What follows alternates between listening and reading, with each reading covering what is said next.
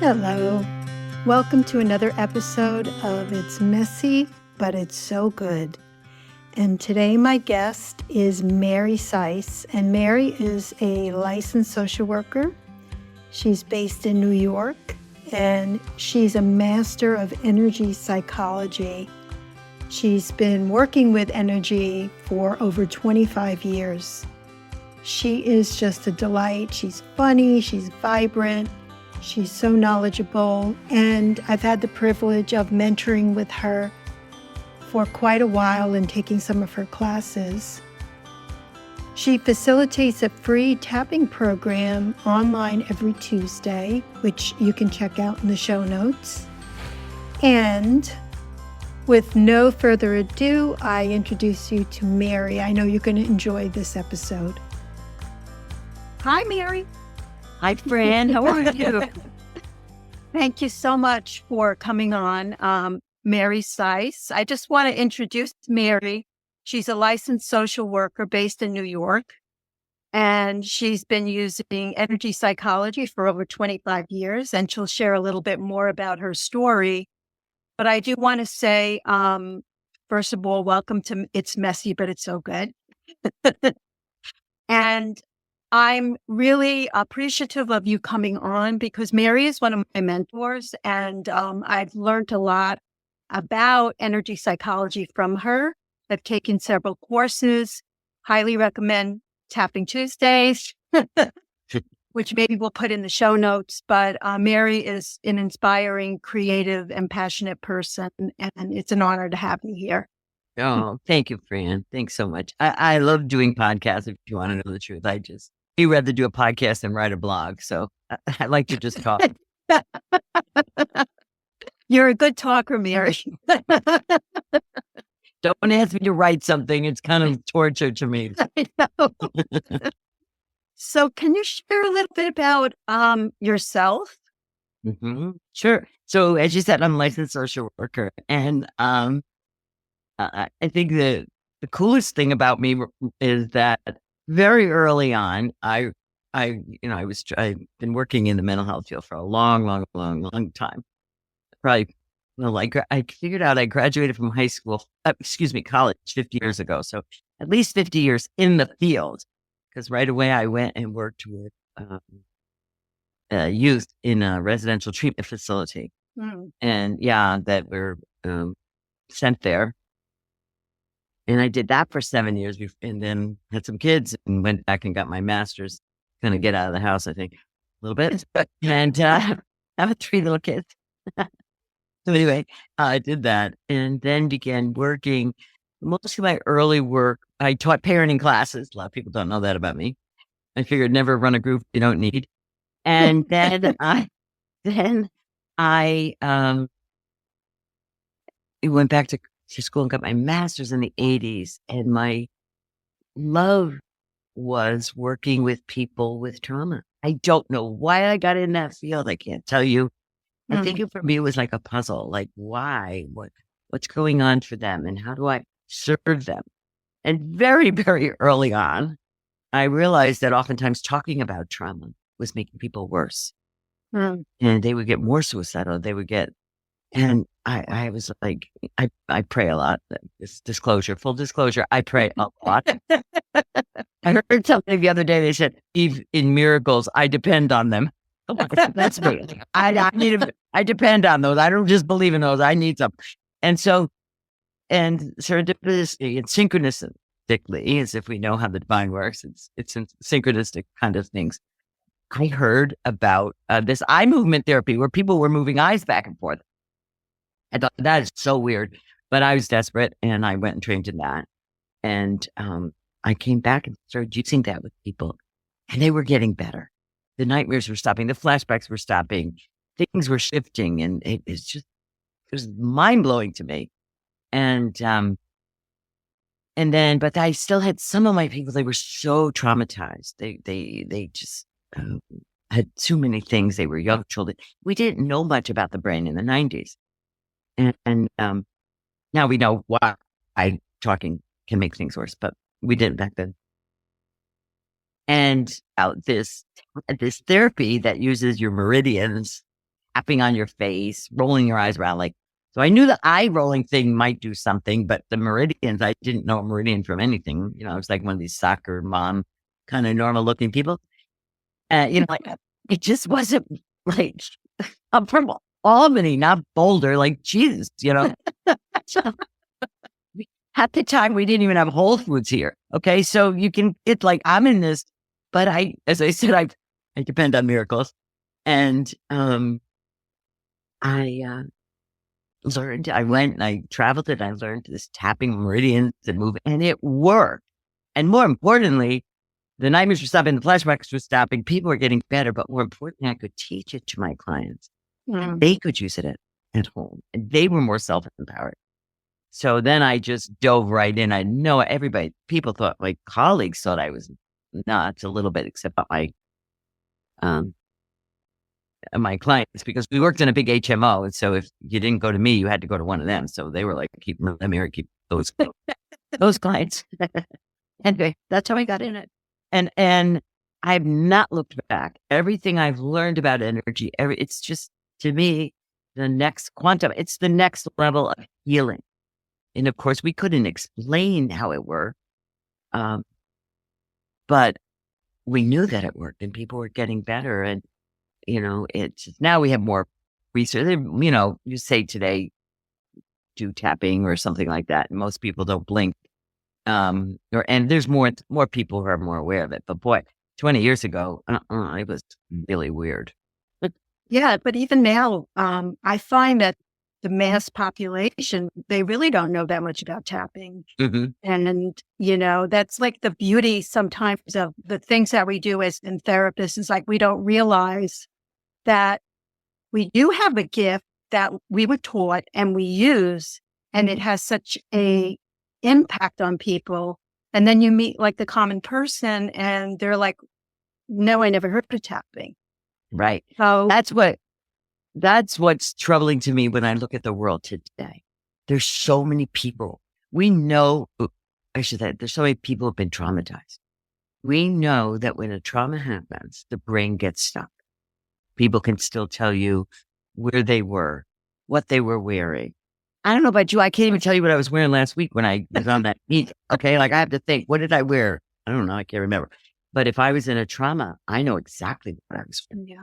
I know where I was. I know. Now, memory there's some tricks of memory because it's not always exact, but you know you were at a car accident. You weren't in the circus. Okay. You might not know the day before that way or whatever. Memory gets stored differently.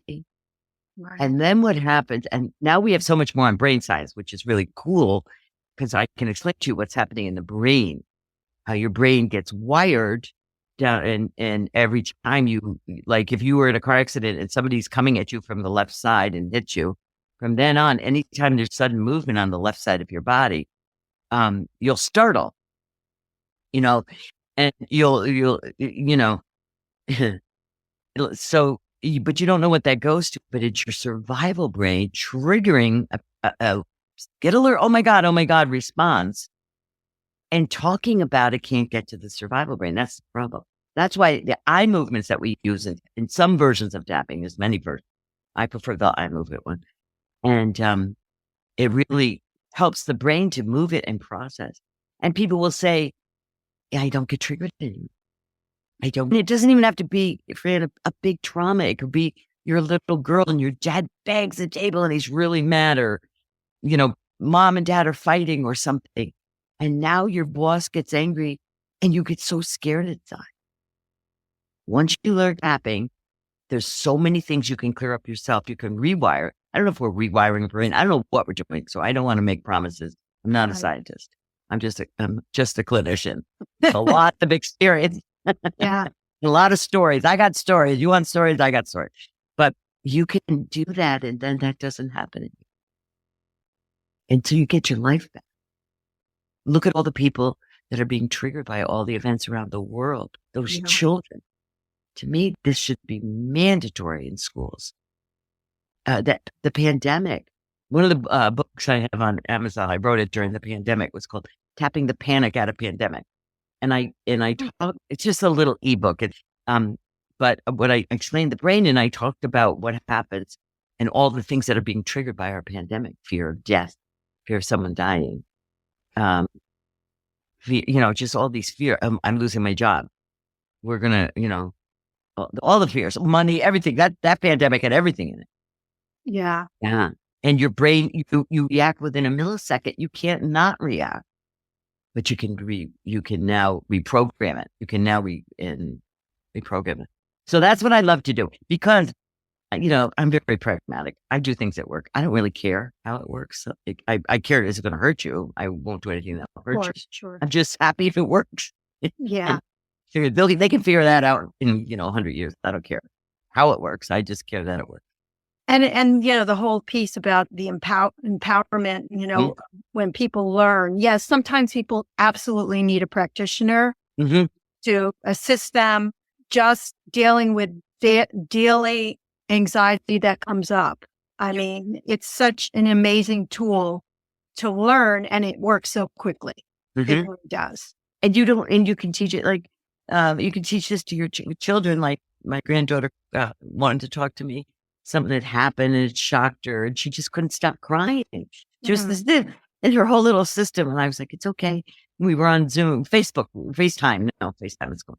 And I did a couple of rounds with her, and she was totally calm. Her smile came back. It was fast.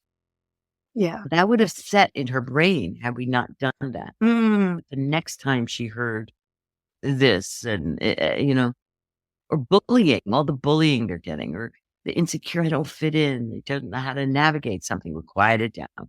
The only thing when I was learning it, when my kids were teenagers, especially my son, they wouldn't do it for anything hardly except for, and my son actually did it for his SATs and got real high scores. So but short of that, those teenagers were not doing it. Now I'm more confident about it. And when I work with teenagers, it would be like how to talk to the girl about, what on the guy, I mean, the things that are stressing them out, how to quiet it down. Exactly. And also what's going on in the world. They're hearing a lot of stuff. Yeah. They're exposed to a lot of stuff. It's shocking. Yeah. Yeah, it is. Are you familiar with the app, the Peaceful Heart Network? Are you familiar with that? No, Peaceful City is one I've done meditations for. The reason why I'm mentioning it is because of what's going on, particularly now. It's an app that's free. It has a little movie, and it's a trauma technique that was developed, and it takes about 10 minutes, and there's no talking, and it comes with a little movie, and it comes with this information, and it could be used in any language because there is no talking. Beautiful. And they, I had volunteered, during Ukraine. It didn't kind of work out where they needed me because they were taking people, I think, closer to the area. Okay. Training people over in Poland. But I hand it out to a lot of people because it's free and it's quick and it's a trauma. It's a it actually quiets down the whole nervous system, and you just get that clarity where you can then kind of think of a way to move forward. Right.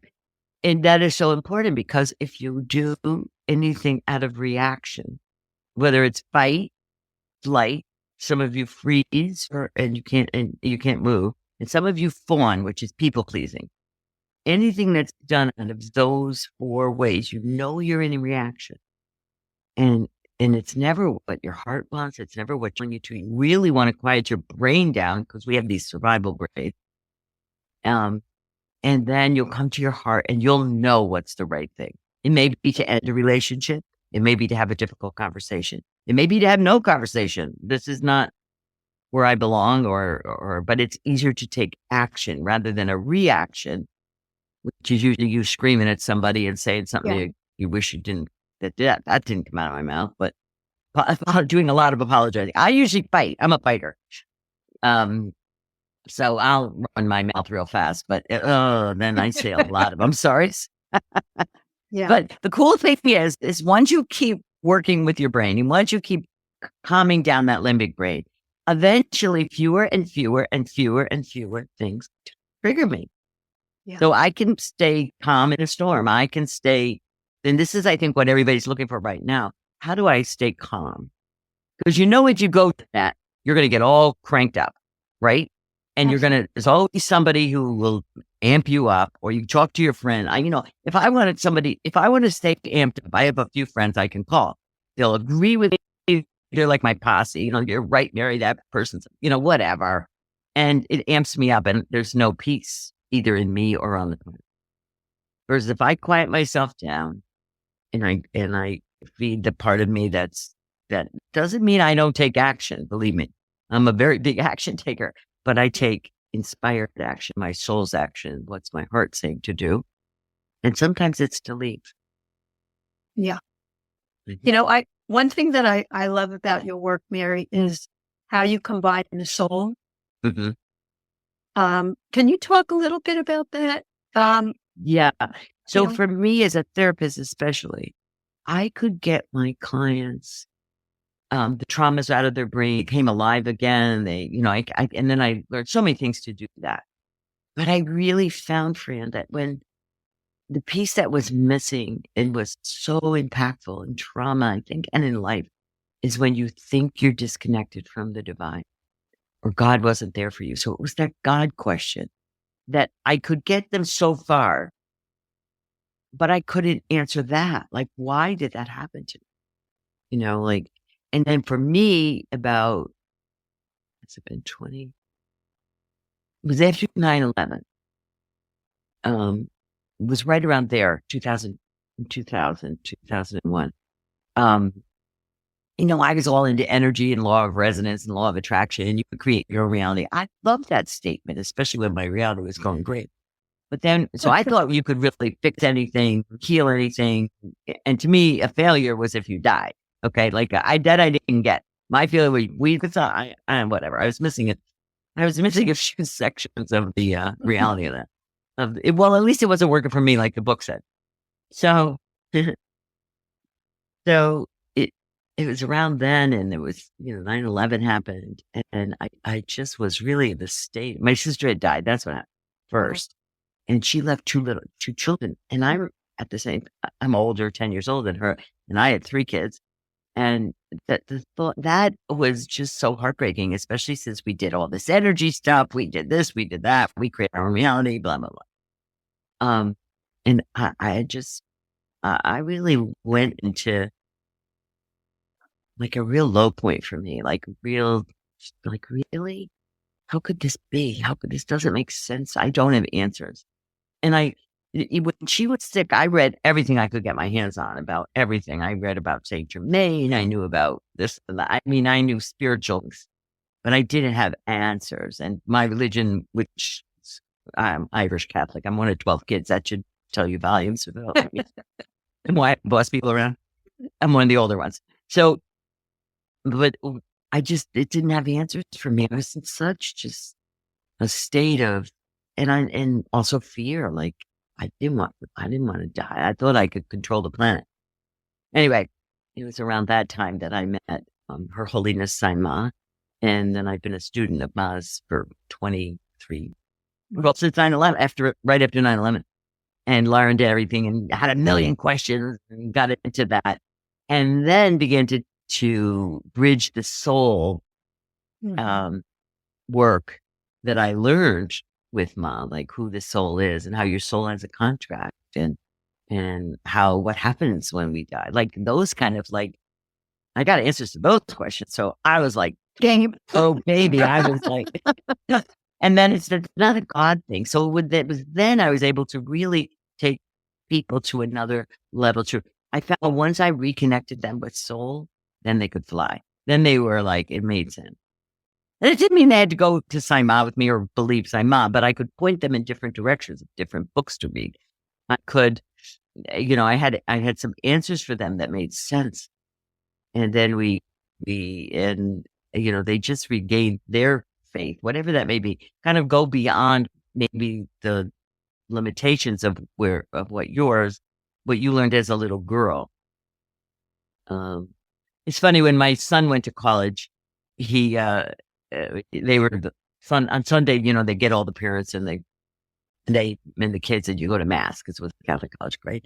So we're in mass, and he's looking, the priest starts talking to the kids, and he's going to the kids, Now, let's say if you were saying, well, this is the last time I'm going to see the inside of this building once my parents leave. And, all the kids are laughing because, of course, they're not going to church, or whatever they're doing. I don't know what they're doing, but they're all laughing. And then he said to them something that always stuck with me. He said, you didn't stop learning about math when you were in 5th grade. Don't stop learning about God and soul. And we're here, even though it was a Catholic school, to expand, to teach you more things and to go beyond what your original did. And I thought that was so beautiful. I'm not saying my son took him up on it. That's another, probably not. But that teaching. And so for me, for people who are coming and attracted to the work I do with these questions, and I could share some things that they could make peace with themselves and with their soul. They are a soul, and what the chaos is about on the planet at this time, and things like that. They could really bloom, and they're so grateful. I mean, I hear from people, all the time. They're just so grateful and I'm grateful. Then I could embody my soul, that I could get more clarity. So I'm not mad at God all the time, although I did say a few things to her. Him or her. There is no him or her. But anyway, it was just to really go beyond that. And that served so deeply for people. I can't tell you the number of people who tell me that piece. And it was strange for back then, because now more and more people are, where is God? What's going on? They're asking the question. But back then it was more, I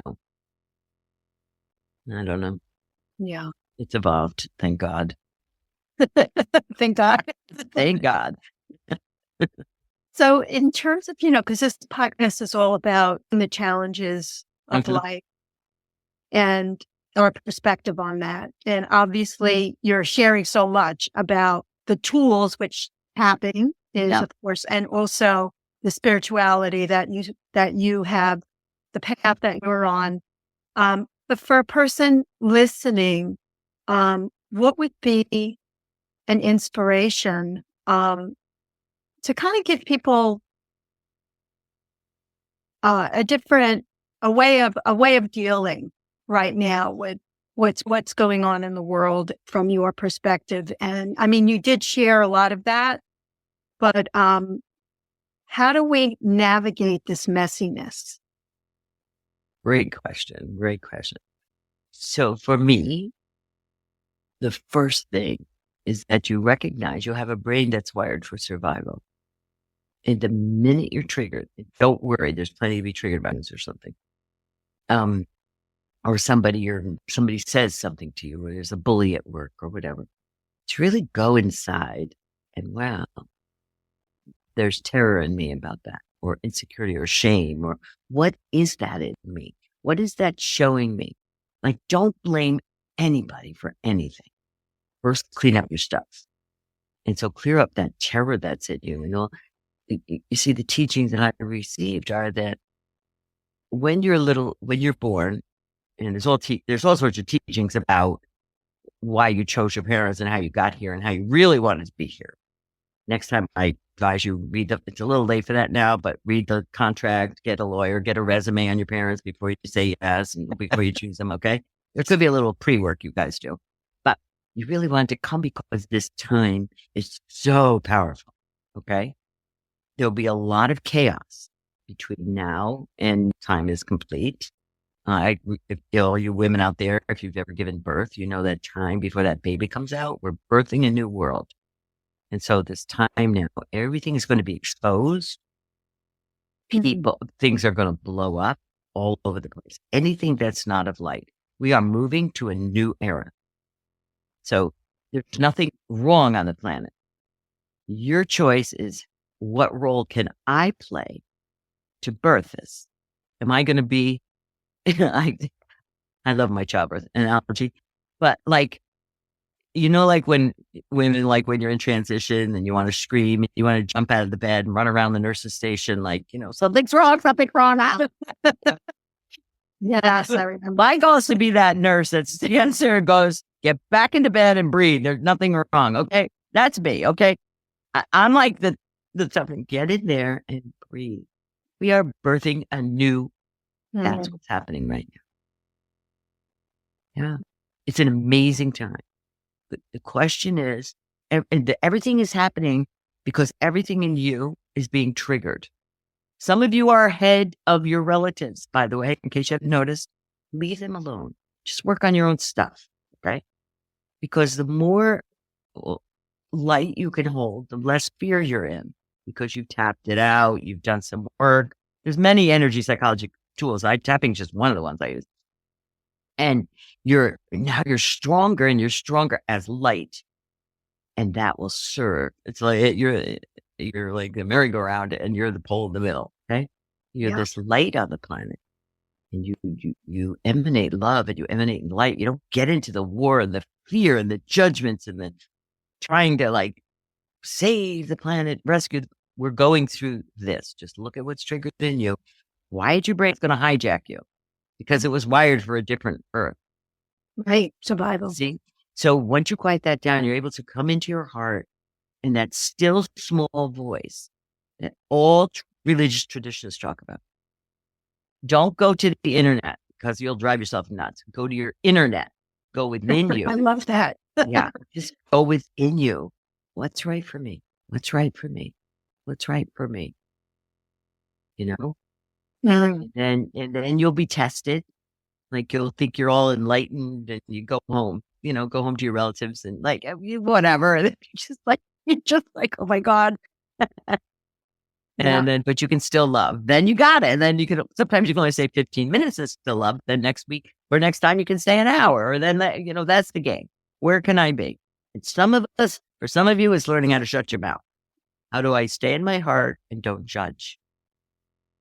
Like that's like I had to get there and not judge. Not I'm better than you, any more than a fifth grader who can read is better than a second grader who can't. It had nothing to do with that. Yeah. And I think the biggest challenge is our own self-judgment. Yeah, totally. As we're going through this process of expanding, it doesn't feel like we're expanding, but we are, as long as we stay on that path to the best of our ability. But I think that, and I know you see it in your work, in my work, self-judgment from myself, in my experience, and just allowing the process and trusting, right? I have on my refrigerator, trust process. Right. Right.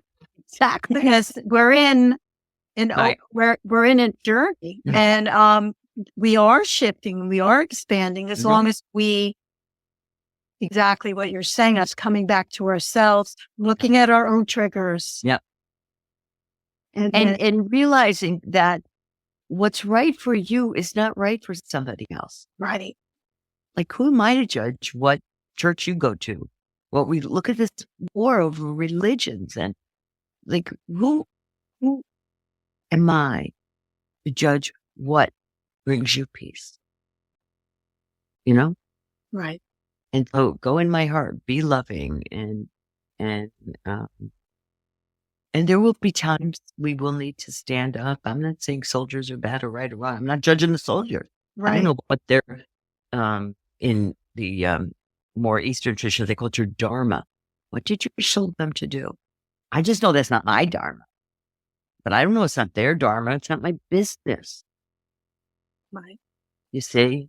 And the more I judge and hate and put hate on this planet, then the more I put love and light and no judgment and act where I am to act. So, for example, to create programs that serve the masses on how to heal this trauma that's happening. That's my role. I'm not, that's where my soul is calling me in this lifetime. Next lifetime, I might be a soldier. I don't know. Maybe I was before. I don't know. Don't judge. And what's right for you is not necessarily right for anybody else. So don't stop putting your opinions all over everybody. You don't know what somebody else went through as a child. You don't know. Yeah. So just love them. Just love them and be compassionate. Listen. And you'll be guided. If you listen, you'll be guided. Your soul will guide you what to say. And it can't get any better than that. In one of which I have a big a slide of like chess pieces. And I said, let your soul use you like a chess piece. You don't know what the next 5 moves are. We all want 5 moves at least, and then I'll be saving on money and a new car and my kid, nobody will get hurt. Like, forget about it. You don't know the next 5 moves. Can my soul use me as a chess piece? Put me where you want me. And sometimes I might think, oh, I got it now. I'm going to be here for 5 years. And it's not. I'm only here for, there's another saying, but this is about relationships. People are in your life for a reason, a season, or a lifetime. Don't make a lifer out of something that wasn't a lifer thing, right? Like sometimes people are just in your life to maybe trigger you up, to support you for a while. They might just come for 1 minute or a season, a year, whatever. They'll make a lifer out of it if it's not working or or something ends. We don't like things to end. We think we think we're a failure then. Exactly. Yeah. It's not that at all. It's not that at all.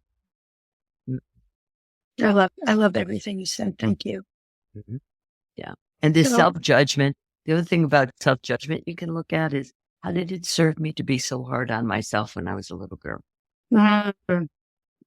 And so love the energy of self-judgment. Just love it. Be so grateful you did that as a little girl. It was a great strategy. Who knows where you'd be right now if you weren't so hard on yourself. Yeah. Then the question is, do I need this energy anymore? Or am I on the path of following my soul? Do I really need to be this hard on myself? Can I forgive myself? If I can't forgive myself, how can I forgive somebody else? Like, do you forgive them? They know not what they do. Forgive yourself. You didn't know what you were doing. You were just trying to survive a little bit. Yeah. So, and this goes for everything. When you know better, you do better. Like, so forgive yourself for your screw ups, or, oh, that was a dumb idea. Well, that didn't work, or seemingly didn't work. I don't know about you, but sometimes my biggest screw ups, so-called screw ups, were my best learning. Man, I jumped on a whole, big jump. That took me on when I screwed something up, right? Or so-called screwed it up. It's funny because I remember back, as a nurse, I remember in my 30s, I was like, I don't know, something's just not right. Like, I love helping people, but this is not enough for me where I am. And I started exploring. And there was a part of me that felt, what is wrong with me? Why can't I be happy? How come I'm not happy in what I'm doing? But my soul was really searching. And I remember a coach, she gave me this exercise to just write down every single thing that I've done, what I learned from it, what I didn't like, what I did like. And when I read it, it was like, oh, I get it. Everything had a purpose. And it brought me to exactly where I am now. Mm-hmm. And, I think that, again, self-judgment, right? Yeah. We have to love your self-judgment. It served you as a little girl. What are you going to do? Pack your bags and go live with the neighbor? Like, what other options do you have? You're really hard on yourself. You do better in school. You do this, you do that. You try to be a good girl. You suppress the part of you that's afraid you're bad, that has the shame energy in you. So hard to do the right things. I mean, in different people, it just serves. So be grateful. Oh, I'm so glad I had that energy. And then it dissolves. Yeah. Like sometimes I would do a thing. I haven't done this a long time. You remind me of it. Sometimes we would take the energy and we would put a mouth on it and let it talk to you. This was a fun exercise. And then it was, how old was I when you first came? And then, I'm just thinking, do we want to do an exercise with them? Yes, please. Right. Let's do your self-judgment. Okay. Okay, you ready? Sure. So how are we going to get into, let me show you what to do with self-judgment. How about I say that? Okay. All right. So let's do a little exercise to what you can do with an energy. Like, who doesn't have that, right? All right. So take a breath, everybody. Fran, you do it too. And think about something that you just can't forgive yourself. You just beat up on yourself all the time. You just can't forgive yourself. You just did something, you screwed it up, and then you just beat up on yourself. Can you come up with something? I remember trying Let's pick one, Fran. Come on. We don't have 3 hours. Come on. Pick one. Okay, I have something. You got one. You don't even have to tell us what it is. If you don't want to. It doesn't matter. Now feel where your body is holding that. Got it? Feeling it in my shoulders. Your shoulders. Great. Okay. So I'm going to do an exercise with you. I haven't actually done this one in a long time with people. So I hope I can still remember how to do it. So imagine, take the energy off your shoulders, put it on a lawn chair. Say you're at the beach or something. Just put it on a lawn chair in front of you. You can kind of close your eyes and just imagine this is there. And you know how Disney could put a mouth on trees and they would talk? Put a mouth on it. And totally surrounded in light.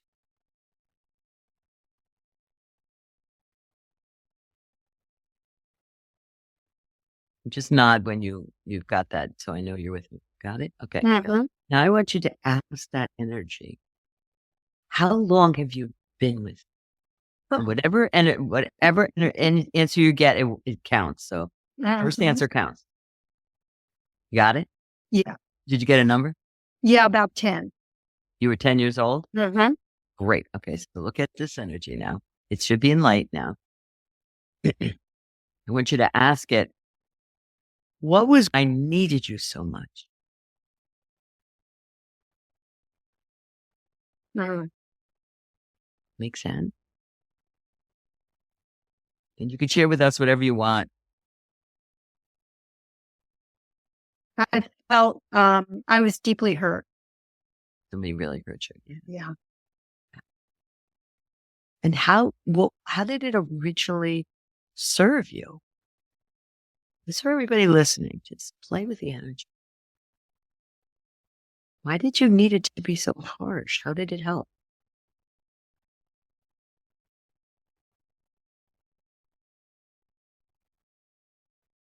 I feel like there's kind of like a metal door. It was a protection. Excellent. Did it like go in front of your heart? No, you said it was on your shoulders. Yeah, but now like I see the door and body. Yeah. So nobody could hurt you again. Yeah. Oh my God. Can you thank that? Mm. What else would you have done? You didn't. So grateful. Yeah. I actually have like goosebumps now. And I will say that I've done a lot of work in this area, but I got like a different perspective. Yeah.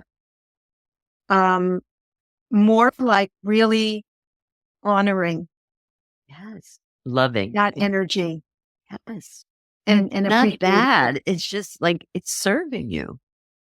So be so grateful to it. Mm-hmm. Now, you're a commander of energy, so you want to talk to it. Do you still, tell it what's the cost for it to stay here? How is it not serving? It just feels like very old. And yeah, but it is old, but that's okay. It likes being with you.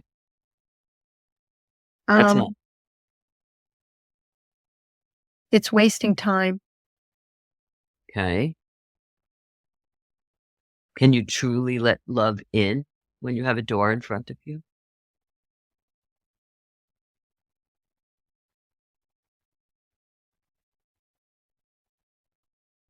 When people tell you they love you, do you let it in? Yes. Do you fully love others when you have this door in front of you? I try. It's blocking your heart. If we were to interview all your relatives, would they say they felt loved by you? Notice I said relatives, not your friends. It's because I have a lot of them. You know, I have to say, yes. I think it's more how I use it against myself and Right. extending love to others. Well, when an energy is in you of judgment, for example, you have to use it. You're either going to put it out or turn it on you. So in that way, you're turning it so much on yourself and keeping yourself small. How is it not serving you? You can't step into the next level because you're afraid of judgments. You get nervous about what you tell you. Got to come up with that, because otherwise it's there to help you. It's not going to leave without realizing, oh, because you'll hang on to it, not because it can't leave. You're hanging on. Right. Yeah, I think I've been in the process of really. It's not a process; it's a choice. It can happen like that. We love this process stuff. Okay, this time on the planet is so fast. You could just say, like, "Be gone," energy or whatever. But you have to say it with love. Your power, the power of love, is much higher than any lower frequency energy. So you have to think it. But say, you know what? Right now, I turn it on me, and because I don't know what else to do with you, because I don't so much judge everybody else. And it's keeping me small. And I really feel my soul is asking me to go big or bigger. Right? Because that's about Absolutely. Absolutely. All right. And so today, I free you. I thank you. You can even give it a hug. Go give it a big hug for loving me so much that you stay, you keep me in line, you keep me a little small so I don't get hurt again. You've been busy serving me. Got it? Yes. And so you can imagine there's a whole tube of light coming down to free it and allow it to go back to its source. I free you. Give it a gold watch, a cigar, retirement age. Come on. Like you've been working too hard, judgment. Mm-hmm. That's beautiful. Can you notice it leaving?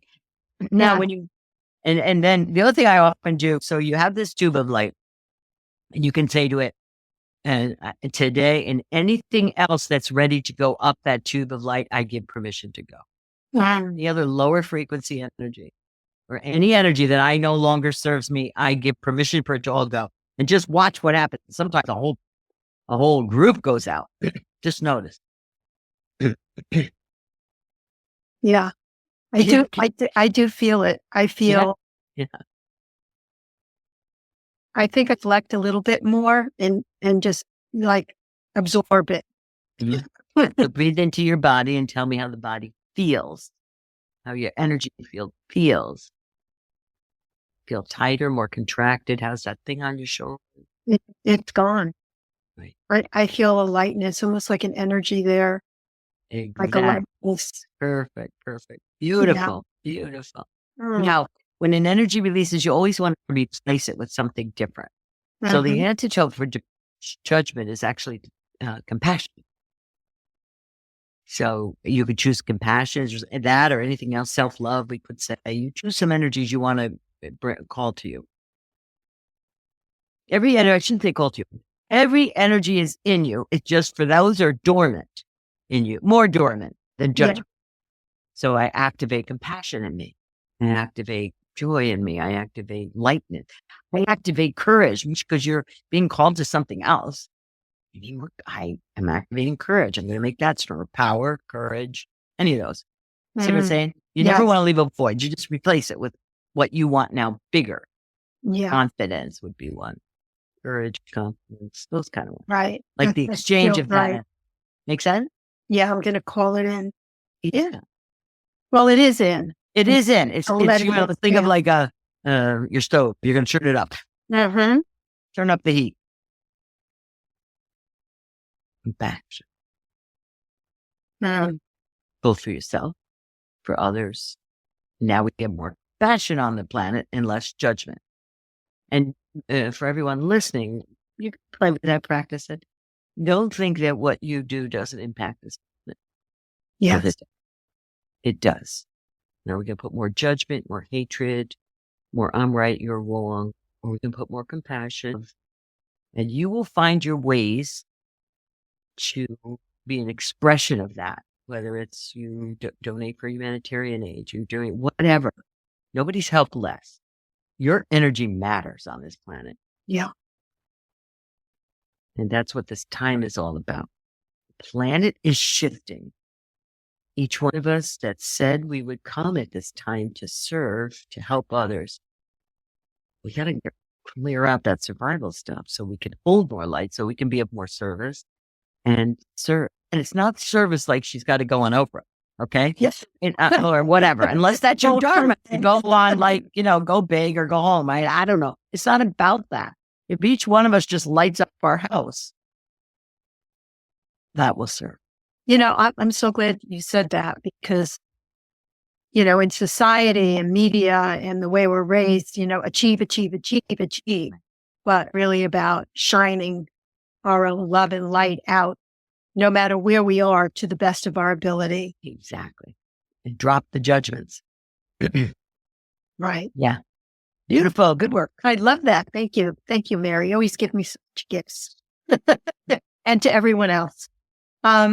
So speaking of gifts, my last question to you is, and I think, this whole really interview is all about this, but what is, out of all the gifts, because I know you've received many gifts, what is the greatest gift that you have received through your passion and the work that you do in the world for yourself?